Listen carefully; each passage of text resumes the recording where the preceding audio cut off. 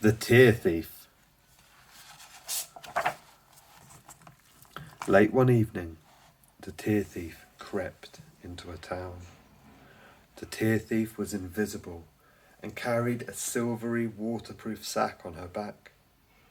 Only if you happened to look into a puddle as she was passing could you see what the tear thief looked like, because a puddle was the one thing that showed her reflection. The tear thief had short, spiky white hair and big grey eyes. She wore a handkerchief dress and silk slippers that made no sound as she walked. The tear thief came to a quiet road with a neat row of houses and flew into a tall tree there for a good look and a listen. It was the hour between supper and bedtime. All the curtained windows were flushed with light, and enticing smells of soup and stew and pasta and onions, the tear thief's favourite, and rhubarb crumble were drifting up and away into the deepening dusk. The tear thief listened hard with sharp ears. A child was crying. The tear thief jumped lightly from the top of the tree onto the roof of the first house. She crept along the rooftop, silent as smoke, listening until she heard the crying again. Ha! The crying was coming from number 17. Quick as a blink, the tear thief slid down the chimney into the attic and pressed her ear to a floorboard. Down the stairs, sly as steam, sneaked the tear thief, onto the landing and into the bathroom. A boy was sitting in a bath, crying his eyes out. His mother was kneeling by the side of the bathtub, holding a pink bottle of strawberry shampoo. The tear thief sat perched on the edge of the bath, watching excitedly and loosening the top of her sack. I don't want to be shampooed, wailed the boy in the bubbles. Stop this silly crying, said the boy's mother, or the tear thief will hear you. The boy stopped crying and stared at his mother. A single plump tear dangled from the end of his nose like a pearl. The tear thief pounced. In one quick movement, she snatched the gleaming tear from the boy's nose and popped it into her sack. Oh, gasped the boy, as his last tear seemed to disappear into thin air. I told you, said his mother. That was probably the tear thief.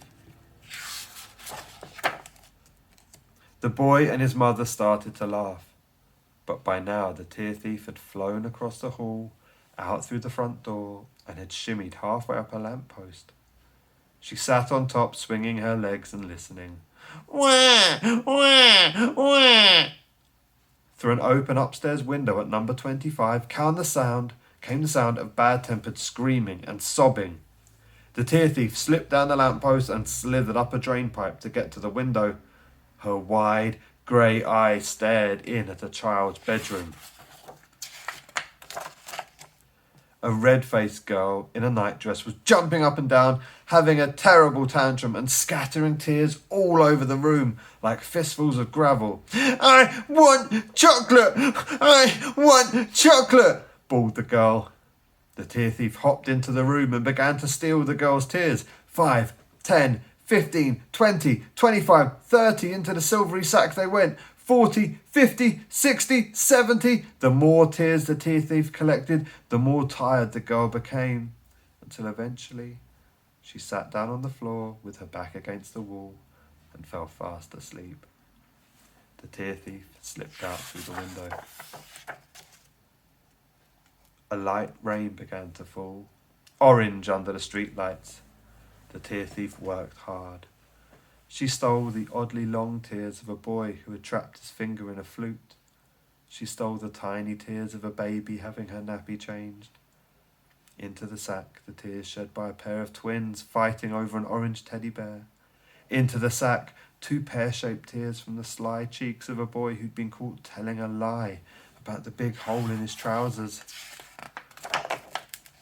The tears were jewels inside the darkness of the sack, clinking and chinking and winking.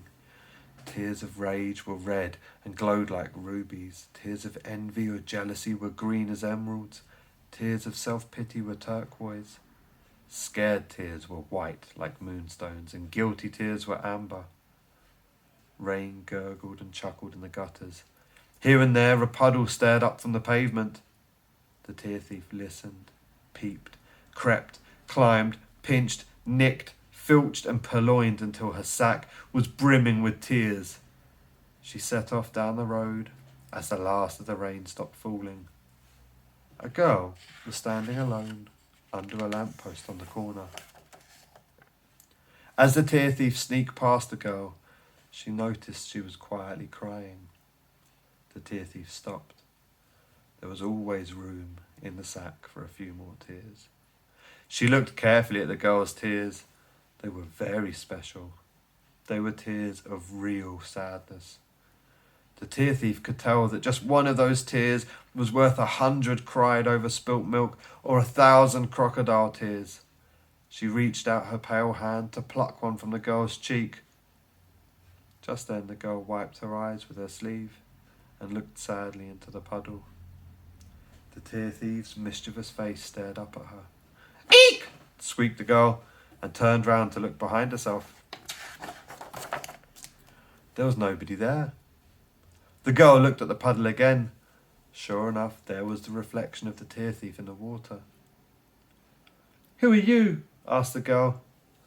"I am the tear thief." The girl knelt down by the puddle and stared hard at the tear thief's reflection.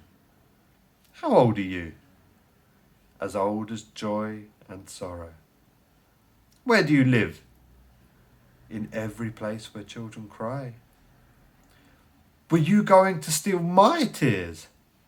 "Yes," said the face of the tear thief in the puddle.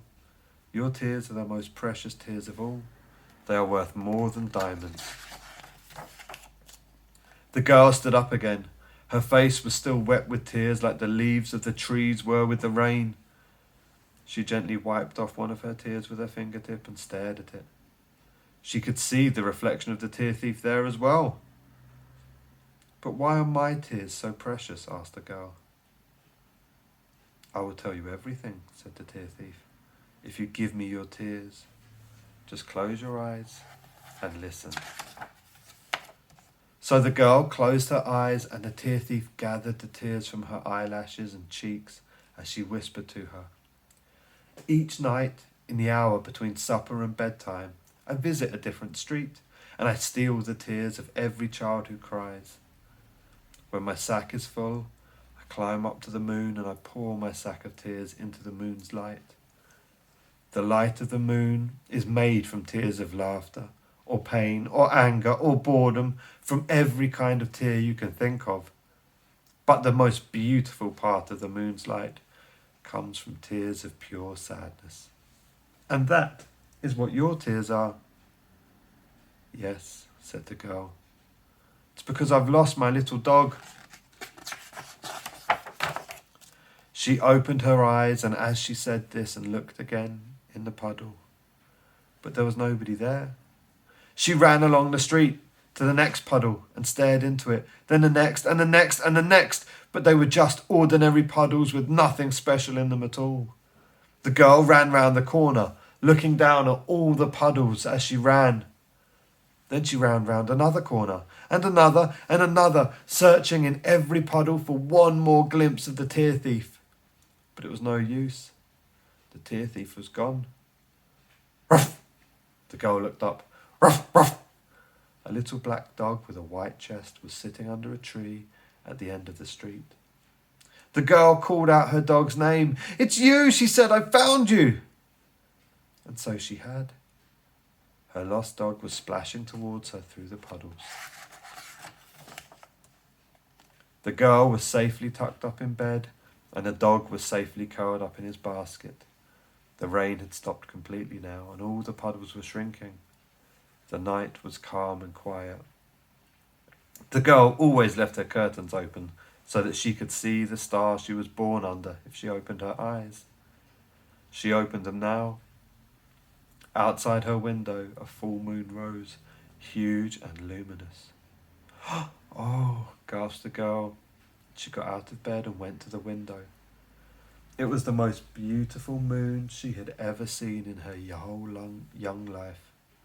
Light poured from it in a million different moonbeams. The girl saw the light of the moon in her garden, turning the leaves on the trees to silver. Beyond that, she saw the light of the moon on the rooftops of all the houses like honey. A midnight cat walked along the wall, and the light of the moon made its eyes burn gold.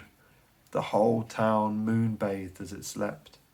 The river lay on its back and gazed up at the moon, dazzled and lovesick. The girl looked up. For one brief magical moment she could see the tear thief again, pouring and pouring her sack of tears into the light of the moon. It was so bright that tears came to her eyes as she looked. Her dog snuffled in his basket. In the house next door, on the other side of the wall, the newborn baby started to cry. The